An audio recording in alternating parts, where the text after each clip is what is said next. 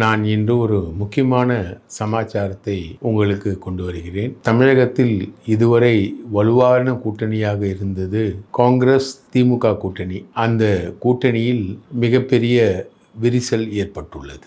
கிரீஷ் ஜுடங்கர் தலைமையில் ஒரு தொகுதி பற்றி பேசுவதற்காக ஒரு குழு அமைக்கப்பட்டுள்ளது. அந்த குழு மு.க. ஸ்டாலினை நாளை சந்தித்து பேசுகிறது. இது ஒரு பக்கம் நடந்து கொண்டிருக்க, காங்கிரஸில் இருக்கக்கூடிய முக்கியமான ஆட்கள் பிரவீன் சக்கரவர்த்தி, சசிகாந்த் செந்தில், கே.சி. வேணுகோபால், மாணிக்கம் தாக்கூர், கார்த்திக் சிதம்பரம் உட்பட ஒரு பெரிய அணி திமுக கூட்டணியை விட்டு நாம் விலக வேண்டும் என்று ஒரு பெரிய குரல் எழுப்பியுள்ளது. இந்த குரலின் பின்னணியில் அவர்கள் கேரளாவில் வெற்றி பெறுவதற்கு நடிகர் விஜயின் ஆதரவு தேவை என்கிற நிலையை அவர்கள் எடுத்து சொல்கிறார்கள். கேரளாவை மையப்படுத்திய எம்பியாக ராகுல் காந்தியும் பிரியங்காவும் இருந்ததனால் அவர்களுக்கு கேரள அரசியல் என்பது மிகவும் முக்கியமான அரசியலாகப்படுகிறது. கேரளத்தில் பினராயி விஜயன் அரசை அகற்றுவது மிகவும் கடினமான வேலையாக இருக்கிறது. சிபிஎம் தன்னால் இயன்ற அளவிற்கு அங்கு காங்கிரஸுக்கு டஃப் கொடுத்து வருகிறது. ஆனால் அவர்கள் சிபிஎம்மை வீழ்த்துவதற்கு என்ன வழி என்று ஆராய்வதில் அவர்கள் நடிகர் விஜய் உதவி செய்தால் அதை மேற்கொள்ளலாம் என்கிற முடிவுக்கு வந்திருக்கிறார்கள். இது பற்றி ராகுல் காந்தியிடமும் பேசியிருக்கிறார்கள். நடிகர் விஜய் கேரளாவிற்கு மிகவும் முக்கியமான நபர். அவருக்கு அங்கு நிறைய ரசிகர்கள் இருக்கிறார்கள். அந்த ரசிகர்கள் அப்படியே இங்கே கரூரில் குழந்தைகள் இறந்ததை கூட நான் விஜய் பார்த்ததற்காக கிடைத்த பரிசு என்று சொல்லக்கூடிய அளவுக்கு இருக்கக்கூடிய ரசிகர்கள் கேரளாவிலும் இருக்கிறார்கள். அவர்கள் விஜய்க்கு பெரிய அளவிற்கு உதவுவார்கள் என்கிற நோக்கில் அவர்களது அசைவுகள் நகர, இதே கிரீஷ் ஜுடங்கர் விஜய் டீமிடமும் பேசிக்கொண்டிருக்க, நடிகர் விஜயும் அவர்களிடம் பேசிக்கொண்டிருக்கிறார். இந்த பேச்சுவார்த்தை ஒரு கட்டத்தில் நடந்து கொண்டிருப்பதை அறிந்த திமுக, நீங்கள் போவதென்றால் செல்லுங்கள், அதை பற்றி எங்களுக்கு கவலை இல்லை. நீங்கள் செல்வதாக முடிவெடுத்து விட்டால் இங்கே இருக்கக்கூடிய தொகுதிகளை நாங்கள் எப்படி சமாளிக்க வேண்டுமோ அப்படி நாங்கள் சமாளித்து விடுகிறோம் என்று திமுக தரப்பிலிருந்து காங்கிரசிற்கு இந்த பதில் சொல்லப்பட்டது. இந்த பதில் கேள்வி எல்லாம் ராகுல் காந்தியை அடையும் பொழுது பீகார் எலெக்ஷன் வந்துவிட்டது.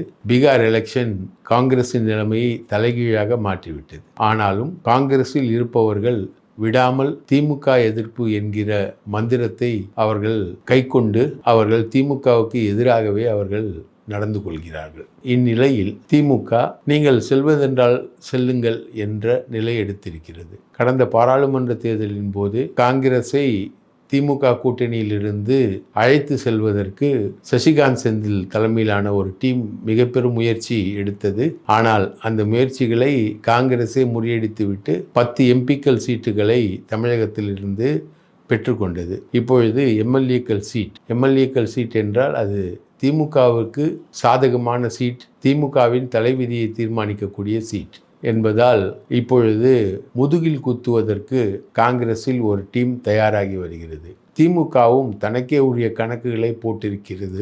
காங்கிரஸின் சிட்டிங் எம்எல்ஏக்கள் எவருமே மறுபடியும் அவர்களுக்கு சீட் கொடுக்கப்பட்டால் அந்த தொகுதியிலிருந்து அவர்கள் தேர்ந்தெடுக்கப்படுவது மிகவும் கடினம் என்கிற சர்வே ரிப்போர்ட்டுகள் திமுக தலைமைக்கு வந்துள்ளது. ஆகவே இவர்களை வைத்துக்கொண்டு இவர்களுக்காக செலவு செய்து இவர்களுக்காக உழைத்து இவர்களுக்காக எல்லாவற்றையும் செய்து திமுக பலிகடா ஆக வேண்டுமா என்கிற கேள்வி திமுகவுக்கு எழுந்துள்ளது. மொத்தம் உள்ள 70,000 வாக்கு சாவடிகளில் 1000 வாக்கு சாவடிகளுக்கு கூட காங்கிரஸால் ஆள் போட முடியாது. அந்த அளவுக்குத்தான் காங்கிரஸுக்கு ஸ்தாபன பலம் என்பது இருக்கிறது. காங்கிரஸில் ஆளே இல்லை. ஆளே இல்லாத கட்சிக்கு 35லிருந்து 60 சீட்டு வரை கொடுத்து அவர்களை வெற்றி பெற வைத்து எம்எல்ஏக்கள் ஆக்குவதற்கு திமுக உழைக்க வேண்டுமா என்கிற கேள்வி எழுந்துள்ளது. காங்கிரஸ் திமுக கூட்டணியில் இருந்தால் அவர்கள் 3% வாக்குகளை பெறுவார்கள் என கணக்கிடப்பட்டுள்ளது. இந்த 3% வாக்குகளை காங்கிரஸ் பெற வேண்டும் என்றால் அதற்கு திமுக உதவ வேண்டும். திமுகவினர் கடுமையான கள வேலைகளை மேற்கொண்டால்தான் காங்கிரஸ் இந்த வாக்குகளை அவர்களால் பெற முடியும். ஆகவே இந்த 3% வாக்குகளை காங்கிரஸ் பெறுவதற்கு திமுக உழைக்க வேண்டும். இவர்கள் நடிகர் விஜயுடன் பேசுவார்கள். நடிகர் விஜய் இவருடன் பேசுவார் என ஏகப்பட்ட விஷயங்கள் இதில் நடக்கும் என்பதால் இதை எதற்கு நாம் செய்ய வேண்டும்? இந்த சுமையை நாம் ஏன் தூக்கி சுமக்க வேண்டும்? பாஜகவிற்கு காங்கிரஸ் இல்லாத ஒரு சட்டமன்றம் அமைய வேண்டும் என்கிற ஆசை இருக்கிறது.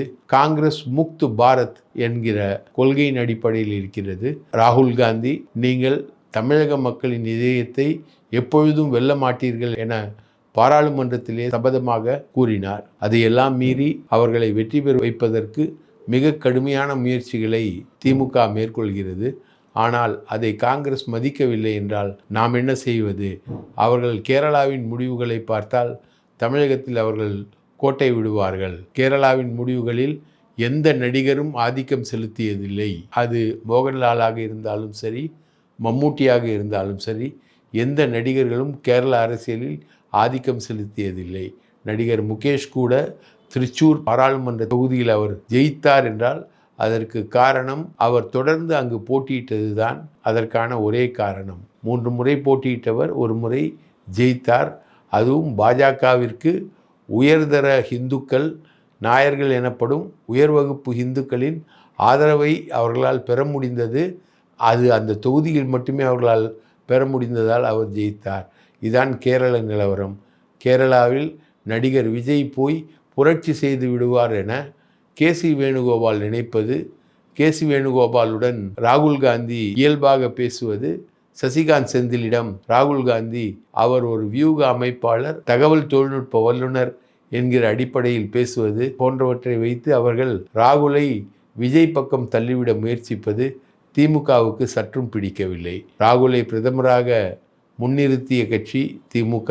ராகுல் என்றும் பிரதமராக வேண்டும் என்று ஆசைப்பட்ட கட்சி திமுக. ராகுலுக்காக மிக பெரும் களங்களை கண்ட கட்சி திமுக.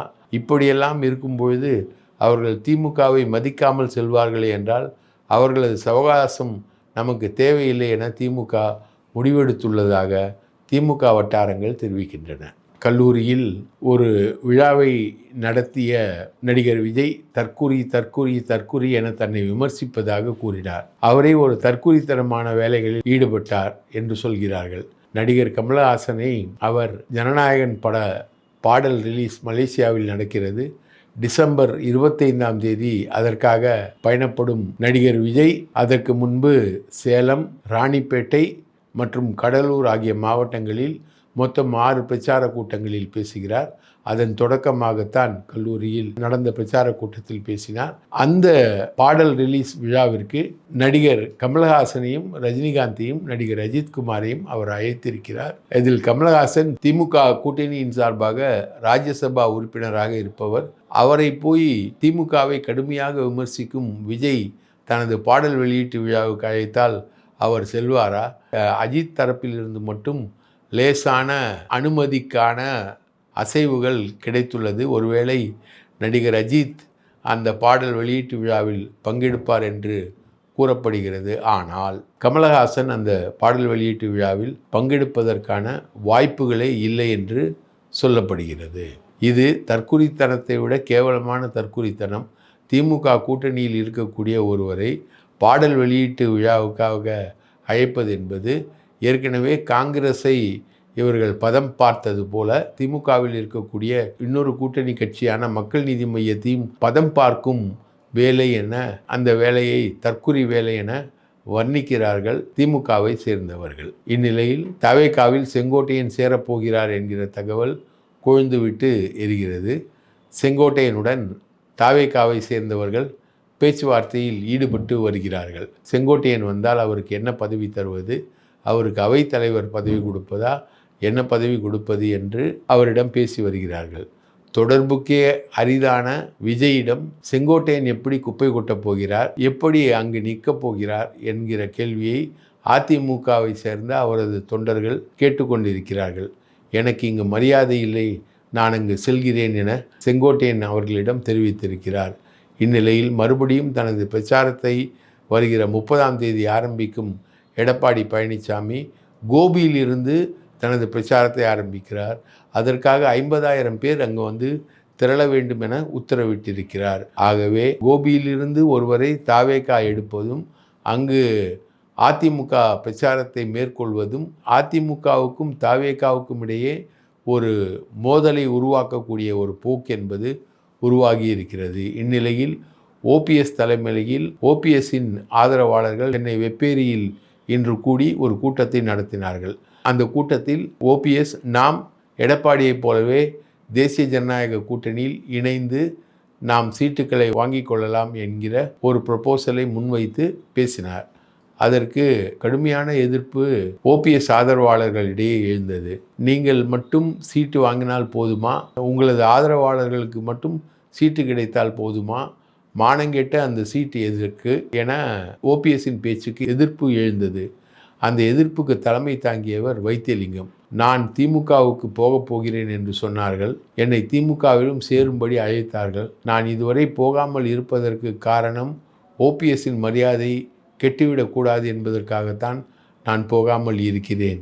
நீங்கள் இப்படி தேசிய ஜனநாயக கூட்டணியில் இணைந்து பாஜகவுடன் சேர்ந்து எடப்பாடியை முதலமைச்சர் என சொல்வதை விட தற்கொலை செய்து கொள்ளலாம் நீங்கள் என வைத்தியலிங்கம் குறிப்பிட்டிருக்கிறார். எடப்பாடிக்கு பாடம் புகட்ட வேண்டும் என்றால் நாம் தாவேகாவில் சேர வேண்டும், தாவேகாவுடன் கூட்டணி அமைக்க வேண்டும், அல்லது நாம் திமுகவின் அணியில் சேர வேண்டும், திமுகவுடன் கூட்டணி அமைக்க வேண்டும் என வைத்தியலிங்கம் ஸ்ட்ராங்காக பேச அந்த கூட்டம் அத்துடன் முடிந்தது. தாவேகா கூட்டணி அமைப்பதற்கான ஆட்களை தேடிக்கொண்டிருக்கிறது. செங்கோட்டையனுடன் பேச்சுவார்த்தை நடத்தி கொண்டிருக்கிறது. அன்புமணியிடம் பேச்சுவார்த்தை நடத்தி இருக்கிறது. அத்துடன் டிடிவி தினகரனையும் அழைத்திருக்கிறது. டிடிவி தினகரனும் அண்ணாமலையும் சந்தித்திருக்கிறார்கள். 2 பேர் பேச்சுவார்த்தையில் எப்படியாவது எடப்பாடிக்கு இந்த முறை பாடம் புகட்ட வேண்டும் என்கிற சொற்கள் தான் அதிகம் பேசப்பட்டது என அவர்களுக்கு பக்கத்தில் இருந்தவர்கள் கூறினார்கள். ஆக தாவேகா யாருடன் கூட்டணி அமைக்கும் என்பது மிகப்பெரிய கேள்வியாக இருக்கிறது. இதற்கிடையே டெல்லியிலிருந்து அமித்ஷா சில அசைவுகளை மேற்கொண்டிருக்கிறார். அந்த அசைவுகளின் எதிரொலிகள் என்ன ஆகும் என்பது தெரியவில்லை. இன்று கரூரில் நடந்த 41 பேர் மரண தொடர்பாக சிபிஐ விசாரணை என்பது நடந்திருக்கிறது. அந்த விசாரணையில் புசி ஆனந்த், ஆதவ் அர்ஜுன், நிர்மல் ஆகியோர் ஆஜராகி தங்களது சாட்சியங்களை அவர்கள் தெரிவித்திருக்கிறார்கள். அந்த விசாரணை என்பது மிகவும் சீரியஸாக விஜய்க்கு எதிராக நகராமல் இருக்க வேண்டும் என்றால் விஜய் எப்படியும் அதிமுக கூட்டணிக்கு வர வேண்டும். ஆனால் நடக்கும் சம்பவங்கள் எல்லாம் அதிமுகவுக்கு எதிராகத்தான் அவர் நகர்ந்து கொண்டிருக்கிறார் என்பதுதான் செங்கோட்டையனின் சேர்க்கை உட்பட பல விவரங்கள் தெரிவிக்கின்றன. திமுகவுடன் பேச்சு நடத்தும் கிரீஷ் ஜோடங்கர் தாவேகாவின் ஜான் ஆரோக்கியசாமியின் நண்பர். ஆகவே அவர் எப்படியும் தாவேகாவை திமுகவுக்கு எதிராக காங்கிரசுடன் அணி சேரும்படி கொண்டு செல்வார். பாஜகவின் இப்போதைய அஜெண்டா என்னவென்றால் தாவேகா காங்கிரஸை திமுக அணியிலிருந்து பிரிக்க வேண்டும். காங்கிரஸ் தமிழகத்தில் அனாதையாக நிற்க வேண்டும். காங்கிரசுக்கென்று எந்தவிதமான லாபமும் இருக்கக்கூடாது. காங்கிரஸ் மூலமாக திமுகவுக்கு விழும் மைனாரிட்டி வாக்குகளை தாவேகாவுக்கு என பிரிக்க வேண்டும். எந்த வாக்குச்சாவடிக்குள் சென்றாலும் 11% வாக்குகளை திமுக அணி மைனாரிட்டி வாக்குகள் என பெற்றது. அந்த வாக்குகளில் முக்கிய புள்ளியாக இருக்கக்கூடிய கிறிஸ்தவ மைனாரிட்டி வாக்குகள், அதிலும் குறிப்பாக ஆர்சி பிரிவினர் வாக்குகள் மற்றும் இஸ்லாமியர் வாக்குகள், இந்த 2 வாக்குகளையும் பிரித்து கொண்டு செல்வதற்கு தாவேகா காங்கிரசுடன் கூட்டணி அமைத்தால்தான் முடியும் என ஒரு ஸ்ட்ராட்டஜியை பாஜக வகுத்திருக்கிறது. நேற்று நடந்த விழாவில் கூட பாஜகவை எதிர்த்து அது எஸ்ஐஆர் பிரச்சனையாக இருக்கட்டும், வேறு எந்த பிரச்சனையாக இருக்கட்டும், தமிழகத்திற்கு நிதி தராத பிரச்சனையாக இருக்கட்டும், எந்த பிரச்சனையாக இருக்கட்டும், ஒரு பெரிய பிரச்சாரத்தை தாவேகாவினர் முன்னெடுக்கவில்லை. திமுகவிலிருந்து பிடிஆர் பழனிவேல் தியாகராஜன் வருகிறார் என ஒரு ரூமரையும் தாவேகாவினர் கிளப்பிவிட்டு அகமகிழ்ந்திருக்கிறார்கள். விசாரித்ததில் அப்படி எந்த அசைவும் பிடிஆர் பழனிவேல் தியாகராஜனிடம் இல்லை.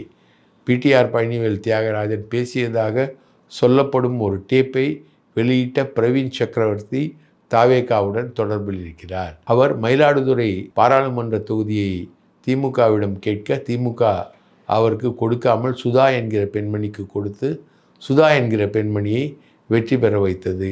இதனால் திமுக மீது கடும் கோபத்தில் இருக்கக்கூடிய பிரவீன் சக்கரவர்த்தி, கிரீஷ் ஜோடங்கரின் நண்பராக கர்நாடக தேர்தலில் வேலை பார்த்த ஜான் ஆரோக்கியசாமி மற்றும் கர்நாடக தேர்தலில் இவர்களுடன் எல்லாம் சேர்ந்து வேலை பார்த்த சசிகாந்த் செந்தில் மற்றும் கரூர் எம்பி ஜோதிமணி உட்பட பலர் காங்கிரஸை எப்படியாவது திமுகவிடமிருந்து கொண்டு செல்ல வேண்டும் என முயற்சிக்கிறார்கள். ஆனால் காங்கிரசுடன் பேச்சுவார்த்தை தொடர்வதைத்தான் திமுக இன்று வரை விரும்புகிறது.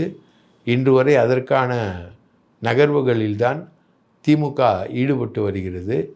மு.க. ஸ்டாலின் அவரே நேரடியாக கிரீஷ் ஜோடங்கருடன் பேச்சுவார்த்தையை நாளை நடத்த இருக்கிறார். பேச்சுவார்த்தை குழு அமைக்கப்பட்டவுடன் விஜயுடனான காங்கிரஸ் பேச்சுவார்த்தை என்பது முறிந்து போனது என்று ஏற்கனவே கணிக்கப்பட்டது. பீகார் தேர்தலுக்கு பிறகு அந்த வாய்ப்பு முற்றிலும் இல்லை என்று சொல்லப்பட்டது. ஆனால் அந்த வாய்ப்பு இன்னும் உயிருடன் தான் இருக்கிறது.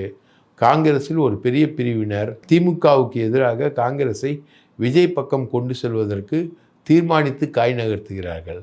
இந்த அசைவுகளை நகர்வுகளை தெரிந்து கொண்ட திமுக யார் எங்கே போனாலும் எங்களுக்கு கவலை இல்லை, நாங்கள் மற்ற கூட்டணி கட்சிகளுடன் சேர்ந்து தேர்தலை சந்திப்போம் என்று கூறி வருகிறார்கள். இந்த அணியினர் வெறும் காங்கிரஸோடு நிற்பதற்கு விரும்பவில்லை. விசிக, சிபிஐ, சிபிஎம் என திமுகவுடன் இருக்கும் கூட்டணி கட்சிகளை நகர்த்தி கொண்டு வருவதற்கான ஒரு முயற்சியில் ஈடுபடுகிறார்கள். அதாவது திமுக இடத்தை தாவேகா பிடிப்பது, மற்ற கூட்டணி கட்சிகள் எல்லாம் தாவேகாவுடன் அணி சேர்வது.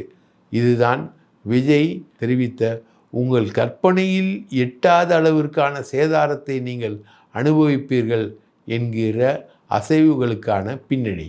இந்த பின்னணிகளை எதிர்கொள்ள திமுக ஜனநாயகபூர்வமாக மிகவும் தயாராக இருக்கிறது. எப்படி தற்குறி என்கிற வார்த்தைக்கு தேவையில்லாத விளக்கத்தை எழிலன் நாகநாதன் கொடுத்து அதை ஒரு மிகப்பெரிய பிரச்சனையாக விஜய் கிளப்பினாரோ, அதற்கு டி.கே.எஸ். இளங்கோவன் மிக தெளிவாக நாங்கள் யாரையும் தற்குறி என்று சொல்லவில்லை என மறுத்துவிட்டார். அதைத்தான் இப்பொழுது திமுக கூட்டணி விஷயத்திலும் செய்ய தயாராக இருக்கிறது. அனைத்தையும் சந்திப்பதற்கான வியூகங்களை இப்பொழுதே திமுக எடுக்க துணிந்து விட்டது. எங்களது சேனலை தொடர்ந்து பாருங்கள். நாங்கள் கொண்டு வரக்கூடிய விவரங்களை ஆதரியுங்கள். இந்த சேனலுக்கு சப்ஸ்கிரைப் செய்யுங்கள் என்று பணிவன்புடன் கேட்டுக்கொள்கிறேன். நன்றி, வணக்கம்.